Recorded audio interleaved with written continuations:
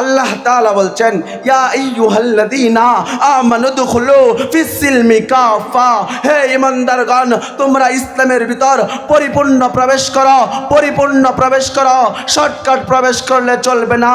ও মুহতারাম হাজিরিন, আমরা সকলেই মুসলমান দাবিদার, আমরা সকলেই মুসলমান দাবিদার। আপনাকে যদি আমি প্রশ্ন করি, ও আমার ভাই তুমি কি মুসলমান? আপনি বলবেন অবশ্যই আমি মুসলমান, আমার দাদা মুসলমান, আমার বাবা মুসলমান, আমি মুসলমান, আমার ভিতর পরিপূর্ণ ইসলাম আছে। ও ভাই শুনে রাখো, ও ভাই কান খাড়া করে শুনে রাখো, তুমি কেমন মুসলমান? তুমি যদি মুসলমান হতে চাও, তুমি যদি ইসলামের ভিতরে পরিপূর্ণ প্রবেশ করতে চাও, তোমার 5টি সিফাত দরকার। কয়টি সিফাত? মুহতারাম হাজিরিন, যদি কোনো মানুষ ডাক্তারি না পড়ে ডাক্তার দাবি করে, সে ভুয়া ডাক্তার, সে ডাক্তার হতে পারবে না। যদি কোনো ইঞ্জিনিয়ার, ভুয়া ইঞ্জিনিয়ার, সে যদি লেখাপড়া না করে সে ইঞ্জিনিয়ার দাবিদার করে, সে ইঞ্জিনিয়ার নয়, সে ভুয়া ইঞ্জিনিয়ার। যদি কোনো মানুষ জ্বালানা দিয়া হাত ঢুকাইয়া বলে আমি মসজিদে প্রবেশ করেছি, তুমি মসজিদে প্রবেশ করতে পারো নাই। যদি কোনো মানুষ জুব্বা পায়জামা টুপি পরিয়া পাগড়ি পরিধান করিয়া যদি মনে করে আমি মুফতি হয়ে গেছি, আমি মৌলানা হয়ে গেছি, আমি আলেম হয়ে গেছি, তুমি আলেম হতে পারো নাই।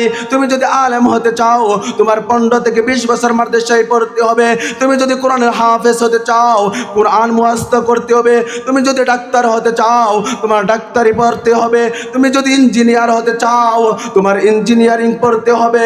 সুতরাং তুমি যদি ইসলামের ভিতরে পরিপূর্ণ প্রবেশ করতে চাও, ইসলামের ভিতর যদি পরিপূর্ণ প্রবেশ করতে চাও, মুফাসসিরে কেরাম বলেন তোমার 5টা সিফাত দরকার। কয়টা সিফাত? 5টা সিফাত বলবো, যেন আমরা আমাদের ভিতরে জঙ্কার ঢুকে গেছে।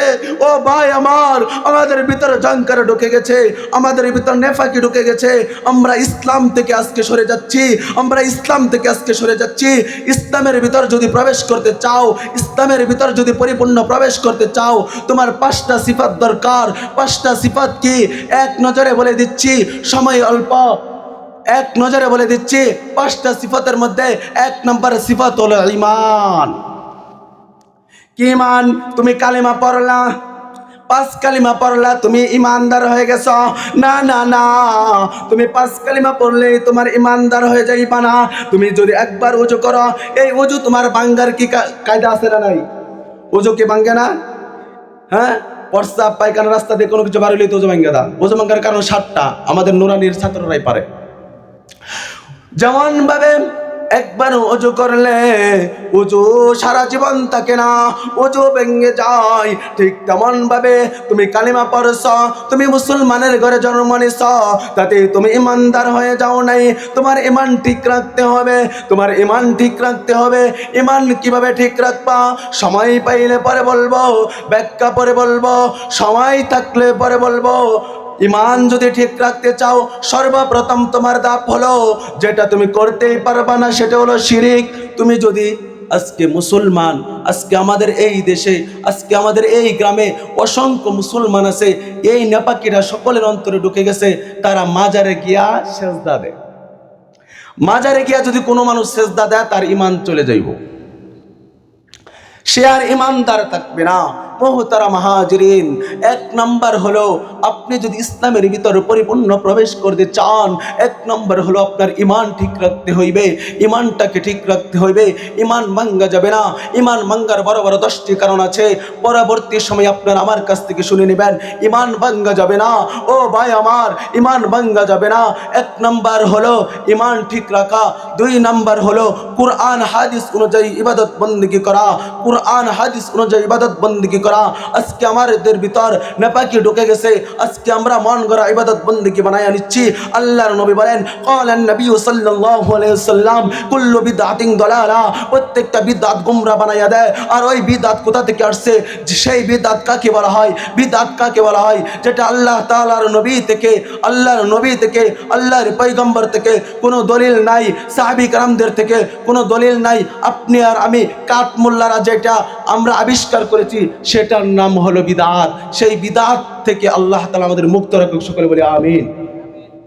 তাহলে 1 নম্বর হলো ঈমান, 2 নম্বর হলো কোরআন হাদিস থেকে যেইভাবে সুন্নত তরিকায় যেভাবে ইবাদত বন্দেগী করার আদেশ করেছেন সেইভাবে ইবাদত বন্দেগী করা।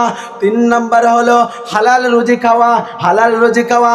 এই কথা বলতে গেলেই তো বলবে আনোয়ার হুজুর বালানা।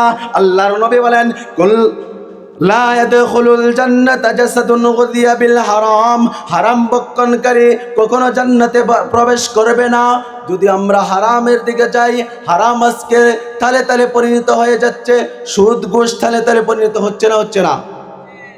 সুতরাং হুজুর এসে গেছে 3 নাম্বার হলো সুদ ঘুষ থেকে যত হারাম আছে সমস্ত হারাম থেকে আল্লাহ তাআলা আমাদেরকে বেঁচে থাকার তৌফিক দান করুক, সকলে বলি আমিন। মুহতারাম হাজিরিন, 3 নাম্বার হলো হারাম থেকে বেঁচে থাকা। 4 নাম্বার হলো আত্মীয় স্বজনের খোঁজ খবর রাখা। আত্মীয় স্বজনের খোঁজ খবর রাখবেন। আজকের আমার যুবক ভাইরা বাবার পাগল না, মার পাগল না, স্ত্রীর পাগল, গার্লফ্রেন্ডের পাগল। ও আমার যুবক ভাই, এইগুলা তোমার কোনো কিছু আপন নয়। তোমার যে রক্তের আত্মীয় স্বজন আছে তাদের সাথে আত্মীয়তা ছিন্ন করা যাবে না। আল্লাহর নবী বলেন আত্মীয়তা ছিন্নকারী কখনো জান্নাতে প্রবেশ করবে না। সুতরাং ও যুবক ভাইরা আমার, ও বাবাজিরা আমার, সকলেই আমরা আত্মীয় স্বজনদের সাথে সম্পর্ক রাখবো তো ইনশাল্লাহ। 5 নাম্বার হলো আখলাক। 5 নাম্বার কি? আখলাক। মুহতারাম হাজিরিন, কেমন আখলাক রাখা আমাদের প্রয়োজন, আপনার নবী আমার নবী বাংলাদেশ থেকে প্রায় 4,500 বর্গ কিলোমিটার পশ্চিমে সৌদি আরবে আজ থেকে লক্ষ বছর আগে হযরত আদম আলাইহিস সালাতু ওয়াস সালামের প্রায় 9,500 বছর পর হযরত নূহ আলাইহিস সালাতু ওয়াস সালামের প্লাবনের 6,500 বছর পর হযরত মূসা আলাইহিস সালাতু ওয়াস সালামের প্রায় 3,500 বছর পর হযরত ইব্রাহিম আলাইহিস সালাতু ওয়াস সালামের প্রায় 2,500 বছর পর হযরত ঈসা আলাইহিস সালাতু ওয়াস সালামের 570 বছর পর আসহাবে কাহফের 70 দিন পর আকাই নামদার তাজদার মদিনা মুহাম্মদ মুস্তাফা সাল্লাল্লাহু আলাইহি ওয়াসাল্লাম 12 রবিউল আউয়াল মতান্তরে 8-9 রবিউল আউয়াল রোজ সোমবার সবে সাদেকের সময় মা আমেনার কোলে বাবা আব্দুল্লাহর ঘরে এসে অন্ধকার দূর করিয়া আলোর প্রতীক যিনি জ্বালাইয়া দিয়েছেন তিনার নাম হলো মুহাম্মদ মুস্তাফা সাল্লাল্লাহু আলাইহি ওয়াসাল্লাম। উনার অনুসারে উনি যেইভাবে আখলাকের কথা বলেছেন সেই আখলাক নিজের ভিতর লালন করা। এই 5টি সিফাত কি বলছে? যদি ইসলামের ভিতর পরিপূর্ণ প্রবেশ করতে চান তাহলে 5টি সিফাত দরকার। 5টি সিফাত আরেকবার এক নজরে বলে দিচ্ছি। 1 নম্বর সিফাত হলো ঈমান ঠিক রাখা। 2 নম্বর সিফাত হলো কুরআন হাদিস অনুযায়ী ইবাদত বন্দেগী করা। 3 নম্বর সিফাত হলো পিতামাতার খোঁজ খবর নেওয়া, আত্মীয় স্বজনের খোঁজ খবর নেওয়া। 4 নম্বর সিফাত হলো 4 নম্বর সিফাত কি বলছে? 4 নম্বর সিফাত হলো কি? হারাম না খাওয়া, হালাল পথে চলা। 5 নম্বর সিফাত হলো আখলাক, চরিত্র ঠিক করা। আপনি একজন ছোট থেকে ছোট মানুষ আসছে তার সাথে হাসি বিনিময়ে কথা বলেন। একজন দরিদ্র লোক আসছে তার সাথে হাসি বিনিময়ে কথা বলেন। একজন গরিব লোক আসছে তার সাথে হাসি বিনিময়ে কথা বলেন।